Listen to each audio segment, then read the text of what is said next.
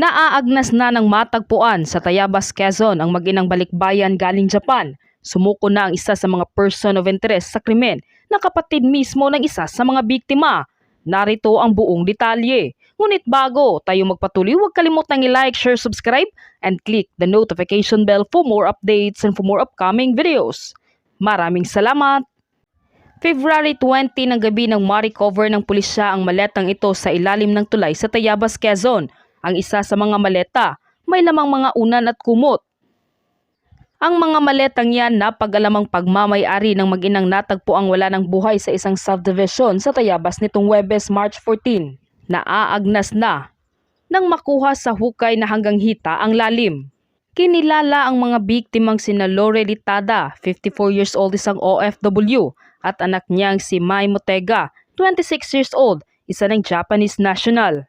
February 21 pa nang huling nakita ang mag-ina na kararating lang ng Pilipinas mula sa Japan.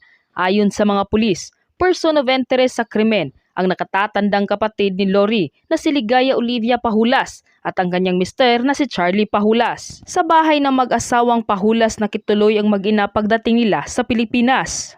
Isa sa mga tinitingnang motibo ay ang alitan ng magkapatid na sina Lori at Ligaya tungkol sa pera. Lalo't napag-alamang nawawala ang nasa 5 milyong pisong pera na dala ng mag-ina pag-uwi nila mula sa Japan. Pambayad daw sana ang pera sa biniling house and lot ng mag-ina. Napag-alaman din na pinagplanuhan na pala ng mag-asawang Pahulas ang mag-ina, lalo't si Ligaya pala ang kanyang pinagkakatiwalaan sa kanyang pera. Sa ngayon hawak na ng Tayabas Police si Ligaya matapos sumuko kahapon sa Pidoran Police sa Albay.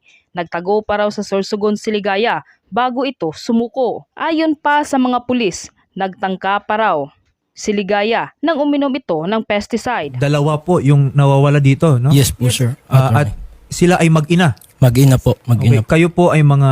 Kapatid po ako. Okay, kayo po ay mga kapatid. Ako po pamangkin po. Pamangkin. Anak Okay. po. So, maari nyo po bang ikwento sa amin, no? Kailan, saan sila huling nakita? Ano po yung mga circumstances nung kanilang pagkawala? Attorney, ganito po yung nangyari nun. So, yung pagkawala po nila ay ang sabi po February 21 po ng madaling araw po. Yun daw po yung huling pagkakita sa kanila po nung dalawang naghatid po sa kanila na si Ligaya Oliva Pahulas at Charlie Pahulas po. Itong dalawang pinangalanan mo, sila yung huling nakasama? Yes, sir. Yes, attorney. Sino-sino itong sina Ligaya at si Charlie? Mag-asawa po sila. Bali yung Ligaya po, kapatid po siya nung nawawala. So bali, kanina kayo po kapatid nung nawawala. So kapatid Opo. nyo rin po itong Opo, si opo. Ligaya? Opo, opo. Okay. Sige po, ikwento nyo po. So ngayon po, attorney, yung nangyari po noon, February 20 po, huli ko po silang nakita ng gabi. Which is, na ano ko naman po siya, na ikwento ko na rin po. Tapos, nung February 21 po ng umaga, ang sabi po sa akin nung tita ko rin, which is si Ligaya po, na nag-away daw po yung si Mai, which is yung pinsan ko po, isa sa nawawala, at yung tita ko po na si Lori Litada. Nag-away daw po nung gabi, tapos Japanese, di daw po nila maintindihan at nagpatid sa kanila ng 1:30 ng madaling araw. Yun din po yung inireport nila sa kapulisan po ng Tayabas. Pero hindi po nila mapatunayan na naihatid po nila yung mag-ina sa sakayan ng bus. At ngayon po, uncooperative po sila. Kaya po natagalan din to, attorney, kasi nung pinupurso ko po sila na sila po sana yung magsampa, mag-complaint, maggawa ng mga warning, tawag dito, missing report doon sa kapulisan. Nag-report naman din daw po. Pero nung sinabihan silang dumiretso na sa NBI, ang ginawa po ay umuwi po yung Ligaya sa Bicol. So hindi po nila tinuloy. Tapos ang nangyari po, kami na po yung kumilos. Ako po mismo, kasama rin po yung mama at tita ko. Pumunta po kami ng Tayabas Police Station. At nung pinuntahan po namin kasama yung mga pulis doon sa bahay, yung Charlie na naiwan at isa din sa huling nakasama, wala na rin po doon. Ang nabutan namin ay yung anak po na bunso at umiiyak. At ang sabi daw po sa kanya nung kanyang tatay ay kapag nawala, wag na daw hanapin. Tapos yung pangarap daw ituloy. Tapos yung parang naghabilin po, which is narinig din po yan ng dalawang pulis po namin kasama at may guard po doon. So, ngayon, attorney, uncooperative po talaga sila. Wala po silang ginagawa. Which is sana po sila yung huling nakasama, sila po dapat talaga yung mag-asikaso pero wala po kami makuwang suporta. So, ang nangyari, yung dalawang mag-inang nawawala, Opo. or at least yung mas bata, Opo. may nakaaway. Yun po yung sinasabi nila. Yun yung pinapalabas po Opo, nila. yun po. Okay. Dahil siguro sa hindi pagkakaintindihan na yon, yung dalawa nag-request na ihatid na lang sila. Aalis na sila, kumbaga Aalis. ganon. Opo. Okay. Hinatid sila nitong yung dalawang pinangalanan nyo kanina, si Ligaya at si Charlie. Opo. Okay. So hinatid sila saan? Sa sakayan daw po ng bus, Arias daw po. Arias, highway po. yun. Highway lang po yung Highway po. nadaanan ng bus. So highway lang. Opo. So kumbaga parang chance passengers lang Opo, sila doon. opo. Kung may madaan lang na Opo. bus, doon sila sasakay. Opo. Okay, so doon nila hinatid. Opo. At Arias Bus. Arias yung lugar Highway po. po. Arias yung lugar. Opo. Okay. So, yun na yung huling pagkakataon na Nakita alam po natin nila. kung asan yung dalawang Opo. nawawala. Opo, at- Pero sabi mo kanina, wala silang may pakitang pruweba na hinatid nila. So, Opo. kayo po ba, yung ibig sabihin, kayong buong pamilya, hindi kayo naniniwala na may nangyaring hinatid, ganon? Ang pinupush po nila, nung 21 daw po nila na ihatid, tapos may nagchat-chat pa daw po yung tita ko. Nagchat-chat pa sa kanila, sa akin din po, may natanggap din po akong chat ng tita ko. Yung tita ko pong nawawala, nakapag-chat pa. Pero may mga nakuha na rin po kami na hindi ko ma-sure kung mahirap po siguro munang sabihin, pero may mga patunay na po kami na hindi na si tita yung may hawak ng telepono po o yung cellphone. Nagpapanggap na lang. Opo. Ganon. And May later on, nung napag-alaman na nga na hindi na mahanap or nawawala na Opo. yung dalawa, hiningi ninyo na yung dalawang naghatid sa kanya, total pamilya lang din naman Opo, sila, tama po. na sana naman inasikaso nila, hanapin natin yung ating kapamilya. Tumulong Opo. po. Tumulong. Opo. Kayo nga yung huling naghatid eh. Opo, Kayo opo. huling nakasama. Opo. Ang sinasabi nyo sa akin, hindi na sila tumutulong. Opo. At ang nangyari, umalis pa. Umalis pa po.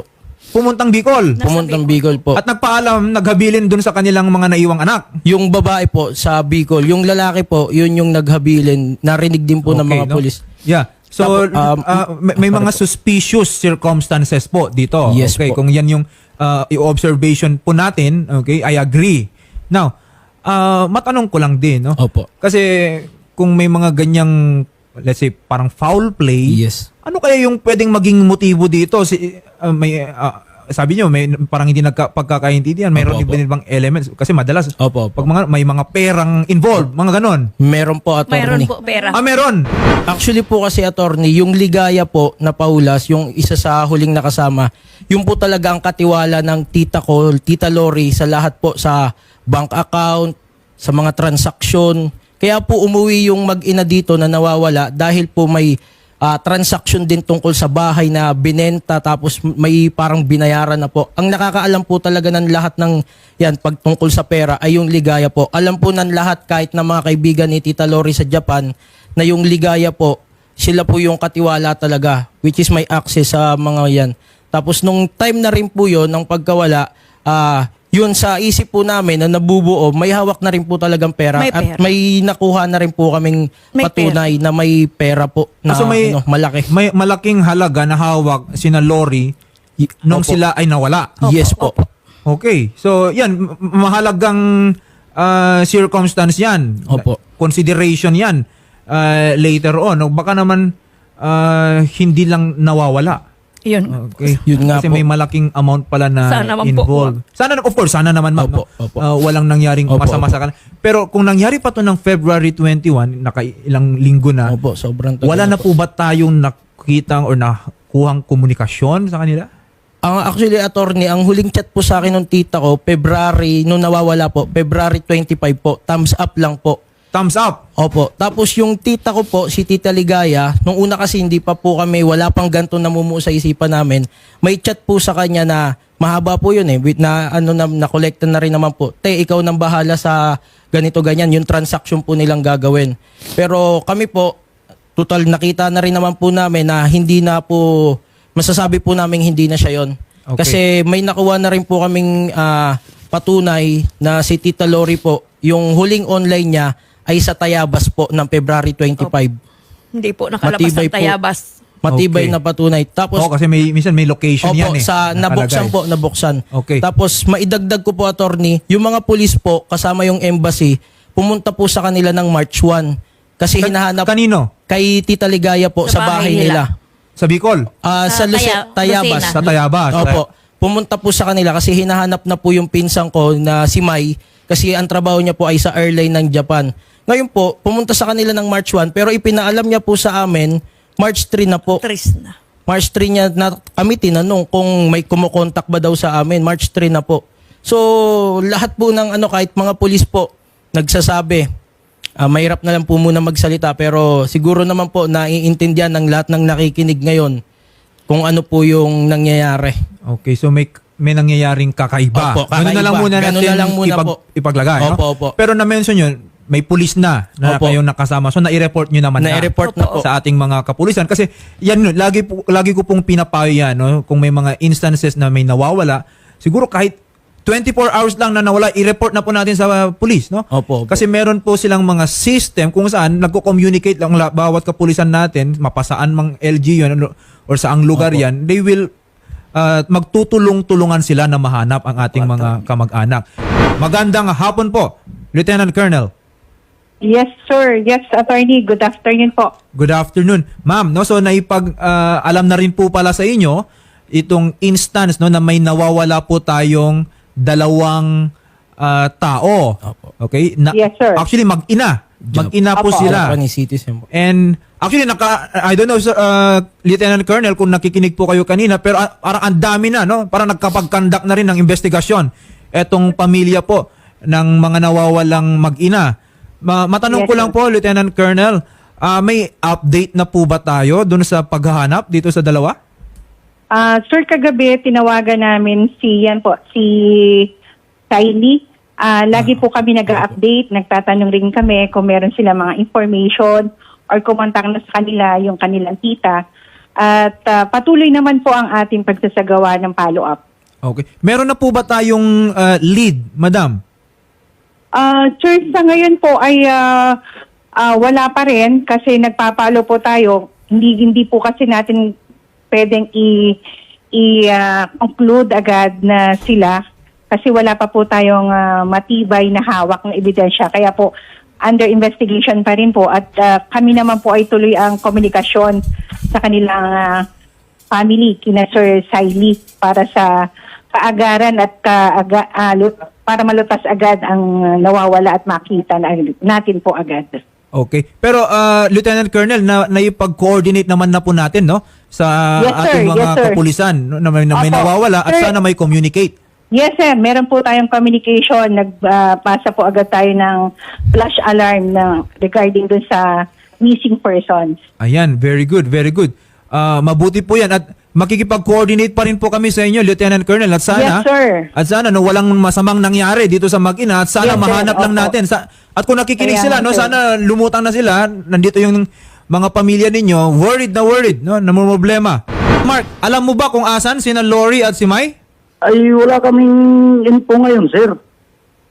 So wala, kailan niyo huling nakita itong dalawa? February 20.